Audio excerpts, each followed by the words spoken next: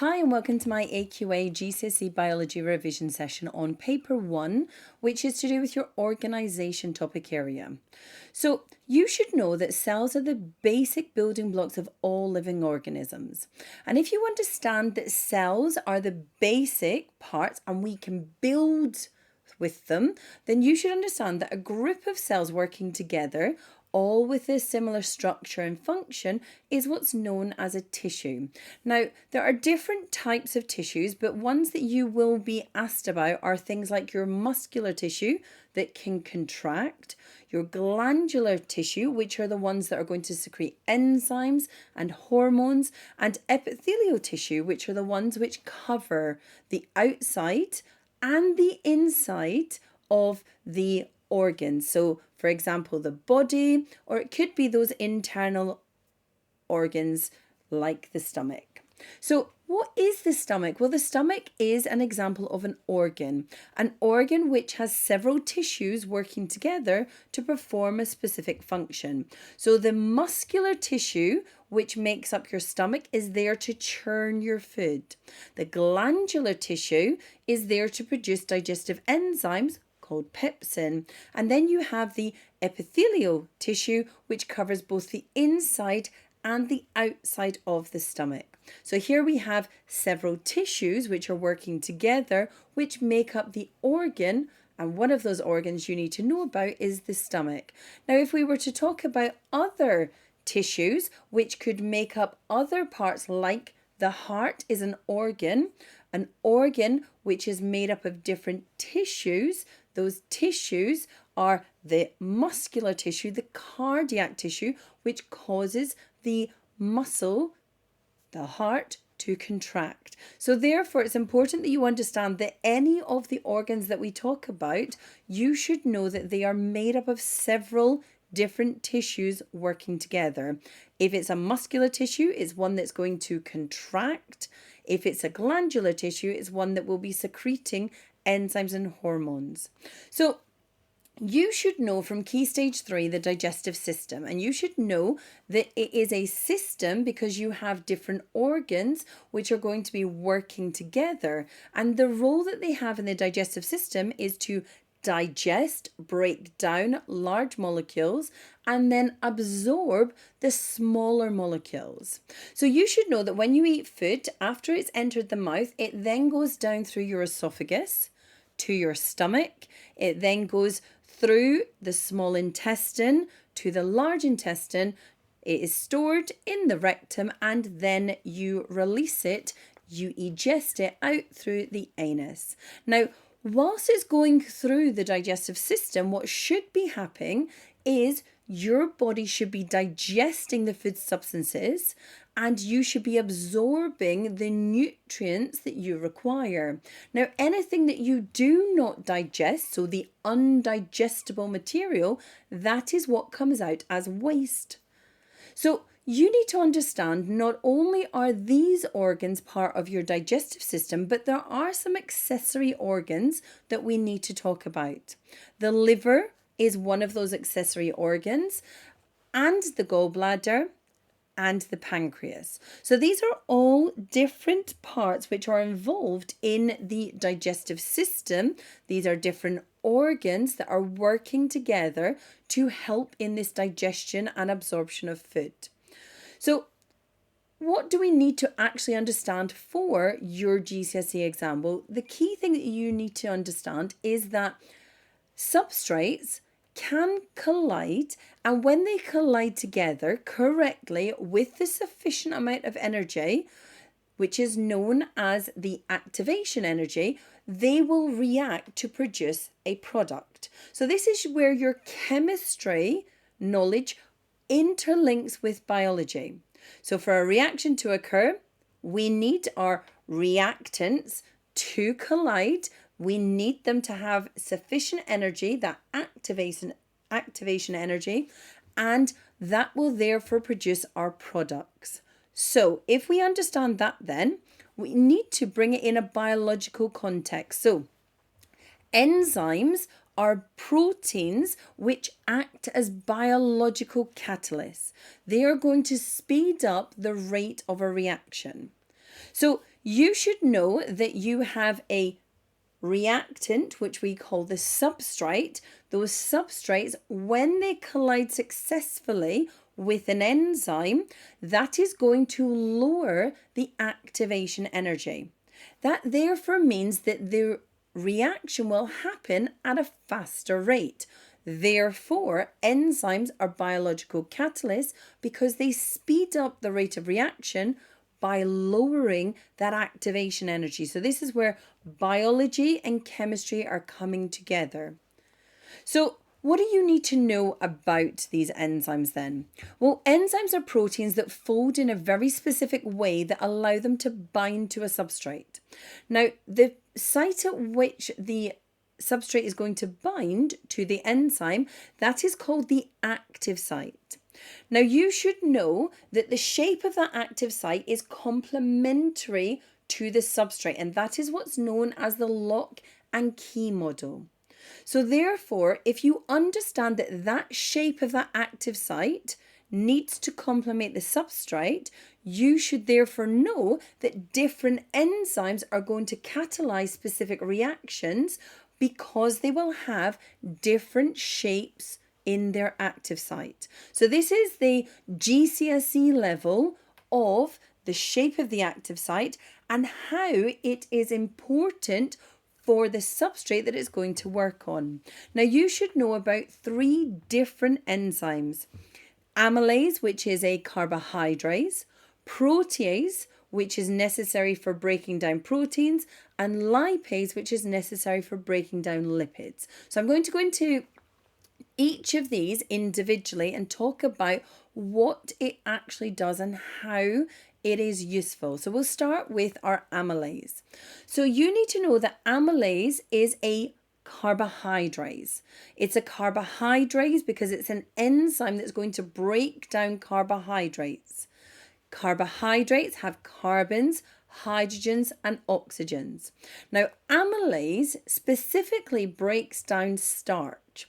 So when we eat food sources which contain starch, what we have to understand is the first place that digestion occurs is actually inside the mouth, because amylase is actually produced in our salivary glands, which are part of our mouth cavity. So what we have is that first digestion that occurs where our substrate and our enzyme collide. They then catalyze the reaction, lower the activation energy, and speed up the rate of reaction, producing smaller carbohydrates. That is happening in the mouth. Now, as those substrates go down through our digestive system, they actually meet more enzymes, more amylase enzymes, because our pancreas actually produces amylase. Now, the amylase that's produced in the pancreas will then flow down into your small intestine, and that will continue with this breakdown of the starch into simple sugars. So starch is digested mostly in your small intestine, but the starting process happens in the mouth. So for your exam, you need to know the name of the enzyme, you need to know the substrate that it works on, and you need to know where it does its action. So amylase is produced in your salivary gland and your pancreas. They work by digesting down starch into smaller, simple sugars. So smaller carbohydrates are called simple sugars. Glucose is a prime example of a simple sugar that you should know. So one of the required practicals that you need to know is how can we use a qualitative reagent to test for a range of, and I'm going to focus on carbohydrates to begin with. So we know that starch is a carbohydrate. We know that if starch is present, we can identify that by doing the iodine test. Now, iodine, when there is no starch present, a negative result will give us a colour which is orange-brown. If we then have a solution which has starch present, we would get a positive result, and that would give us a blue-black color. So our negative result is an orange-brown color. Our positive result is a blue-black color. So we can use our iodine test to identify whether a substance has got carbohydrates, i.e. starch, in it. Now, we just mentioned in the fact that amylase can break down the starch into these simple sugars. So if amylase can break down starch into simple sugars, can we therefore use another test to identify the presence of the simple sugars? So to do that, this time what we would use is what's known as a Benedict's test. So this is a different qualitative reagent we're using, which is used to identify simple sugars. So therefore, we take our sample, we test it with Benedict's, but to make it actually react, we need to heat it in a water bath. When we heat it in a water bath, what will happen is if simple sugars are not present, it will stay a negative result, which is the blue color. If we have simple sugars present, it will identify by going through and giving us a colored precipitate. This is a positive result. So it will actually move from a blue color negative result to green, to yellow, to orange, to brick red. That color change is indicating the concentration of our simple sugars. So we have got a high concentration if we have got a brick red color. But if we had, for example, as I have in my test solution, if I have a yellow result, it's a positive result, but it's not a very high concentration. So if you're a higher level candidate, they could actually be asking you about what that color would indicate. So it's a colored precipitate, therefore it's indicating that there has been a reaction with the Benedict's test and the carbohydrate is present, the simple sugar, but at a low concentration. So let's move on then and look at some proteins. So proteins we know are these long chains of amino acids. We therefore need to understand that if we have a protease, an enzyme that is going to break down proteins, it will break them down into amino acids. So proteases are enzymes that are going to break down our proteins, our long, large macromolecules, into smaller, more manageable molecules, are amino acids. These smaller monomers will be able to be absorbed into the bloodstream. Now, with proteases, these are produced in different locations. So the first place where proteases are actually produced are in your stomach. So your proteins start to be digested in your stomach, and then proteases are produced in the pancreas, and these flow down into the small intestine, and the small intestine produce proteases.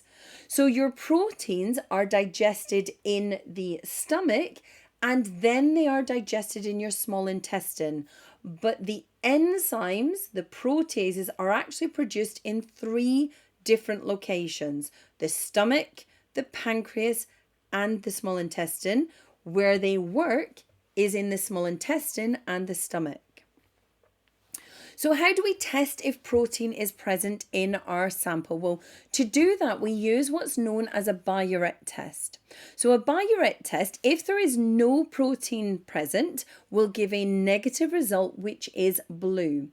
If we take a sample and we add it to the Biuret reagent, we give it a little shake, what should happen is if there is protein present, we will see that because we will end up with a positive result, which will give us a purple color.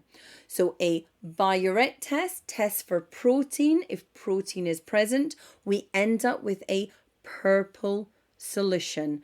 and that can be seen in my picture here quite nicely. So what else do we have? Well, we don't just have carbohydrates, we don't just have proteins, we also have lipids that we eat that need to be digested. So the lipids are fats and oils. Now, to digest these lipids down, we use an enzyme called lipase. Now, lipase breaks down the lipids into glycerol and 3 fatty acids. Now, don't forget to write that it's 3 fatty acids along with 1 glycerol molecule. Our triglycerides, our lipids, are called triglycerides because they are made up of the glycerol and 3 fatty acids. So if we understand that our lipids can be broken down by lipase into the glycerol and 3 fatty acids, we need to understand, where does the lipase come from? Well, the lipase is actually made in your pancreas and your small intestine. So again, the digestion of your lipids occurs in the small intestine. No digestion occurs in your pancreas. It happens in the small intestine. The pancreas is an organ which is going to produce those digestive enzymes, and they will flow down into the small intestine. So how do we know if there is any lipids present in a food source? Well, to do that, we do an emulsion test where we mix the sample with ethanol. What we'll then do is add a little bit of water, give it a shake, and if a white emulsion forms as a layer on top, that means that our lipids are present. So these are your required practical, and specifically they expect you to know your starch, your Benedict's and your Biuret test, and you should know the negative and the positive results. So the next thing we need to understand then is about enzymes and how enzymes actually work. So we know that our enzymes are going to lower that activation energy and therefore speed up the rate of reaction. Well, what happens if we have different temperatures, and how does that have an effect on the enzyme's action? Well, if we have our enzymes and our substrates at 5 degrees C, we will still get collisions. However, those collisions will be slow. So because we have slow collisions, we will have a slow rate of reaction. If we increase the temperature, if we double it, go from 5 to 10 degrees C, we are going to have faster collisions. The reason we're going to have faster collisions is because there is more thermal energy, therefore more kinetic energy, therefore they will collide quicker. If they have a successful collision, we end up with a faster rate of reaction. And if we increase again, we increase the thermal energy, therefore we increase the kinetic energy, therefore we get an even faster rate of reaction because we have faster collisions.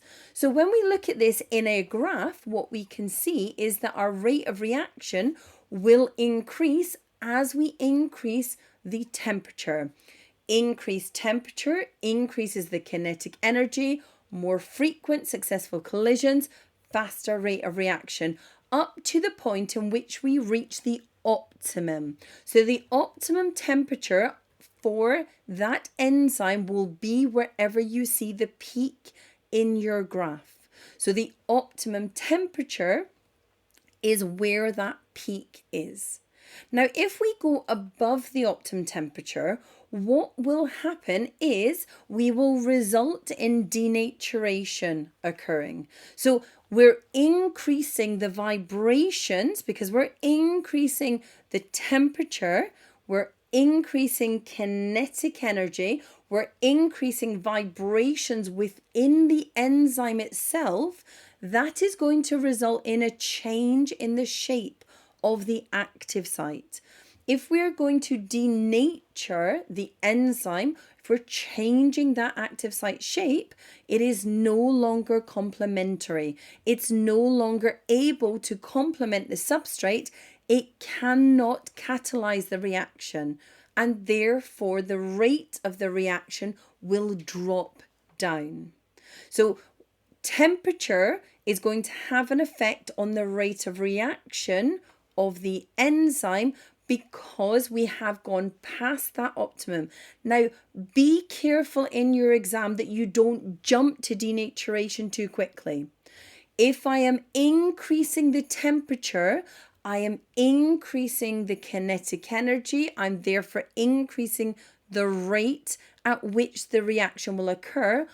Only after I get past the optimum, if I go too high, will the enzyme become denatured. That's where a lot of students lose marking points because they automatically jump temperature denatured enzymes. It's only after you have surpassed, gone too high from the optimum, will that denaturation start to occur. So be careful there.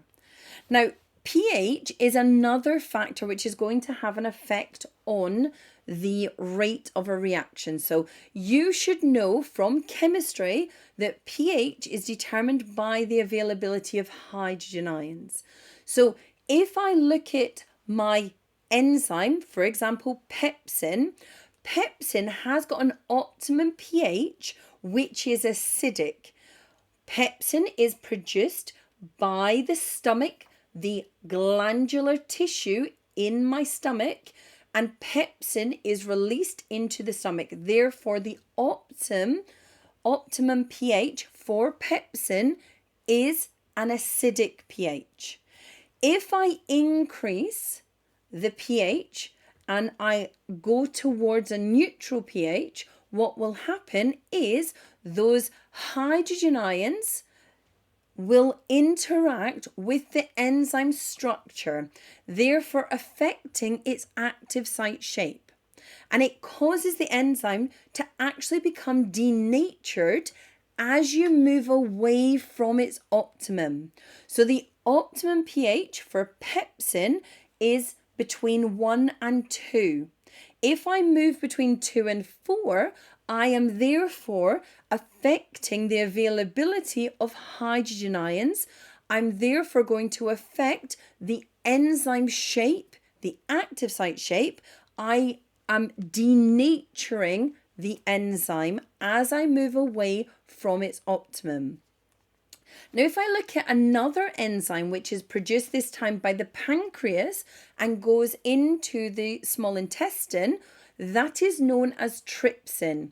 Now, trypsin has a different optimum and different enzymes have different optimum pHs.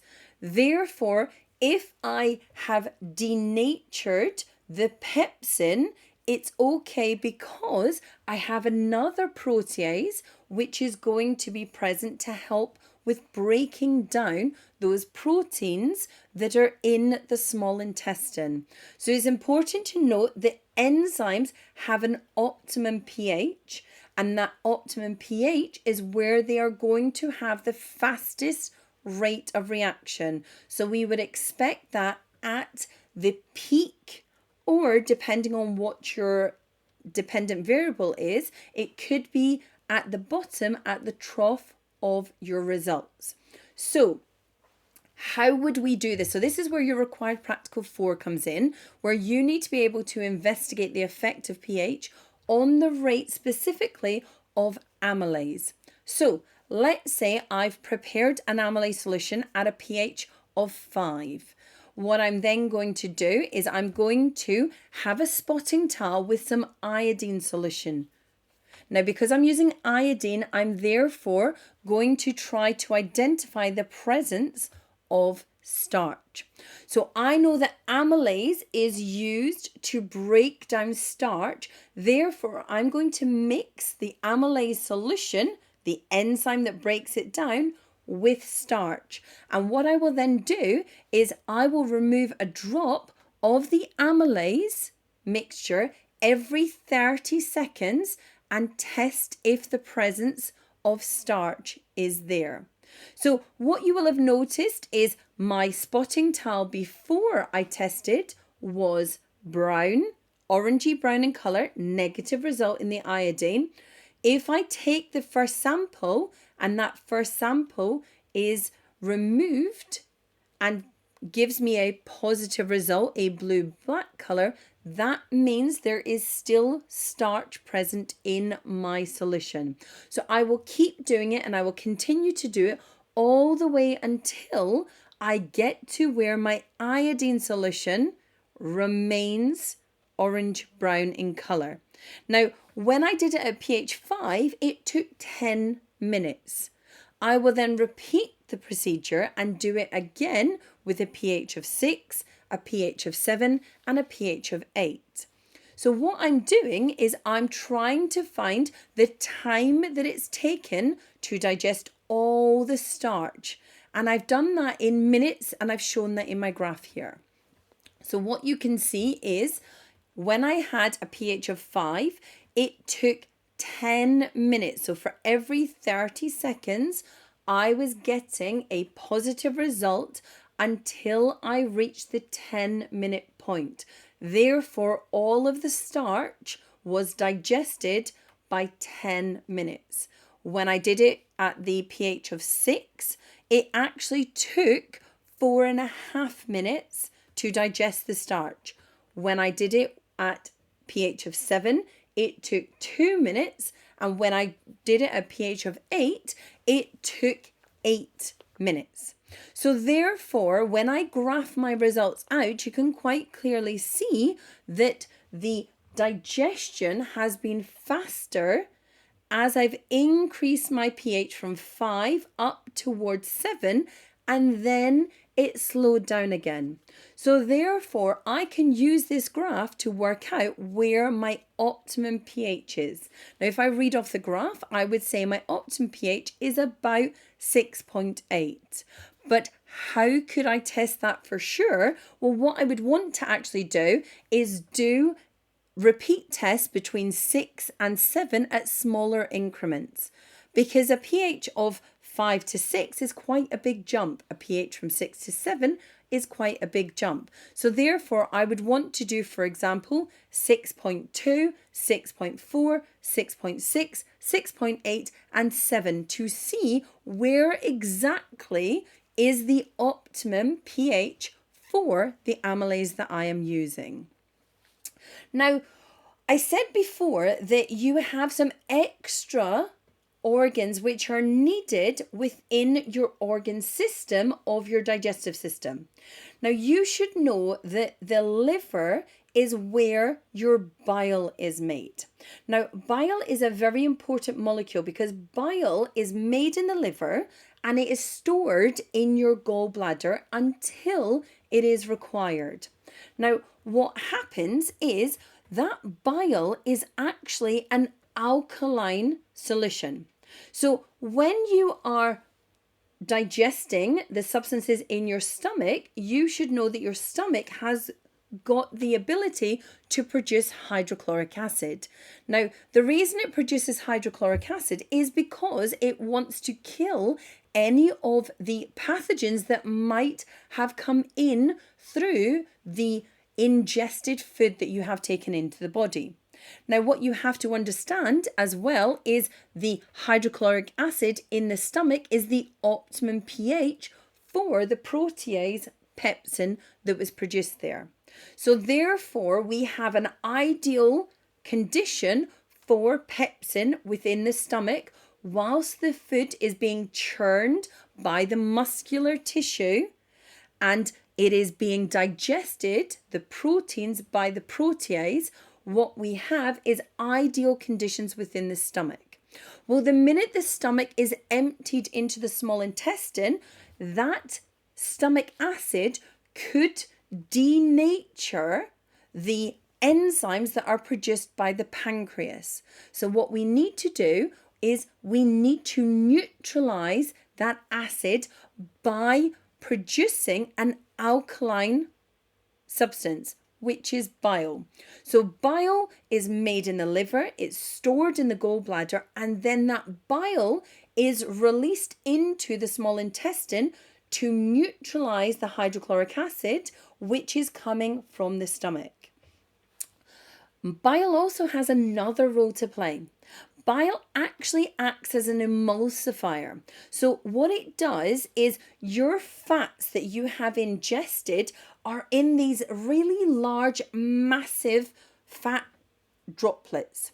Well, what the bile does is the bile will emulsify the fat, and it will therefore break the fat molecules down into smaller droplets. What that's going to do is that's going to increase the surface area and therefore make it easier for the lipase, the enzyme that breaks down the lipids, the fats. It's going to make it easier for the lipase to be able to break the fats down because it has increased that surface area.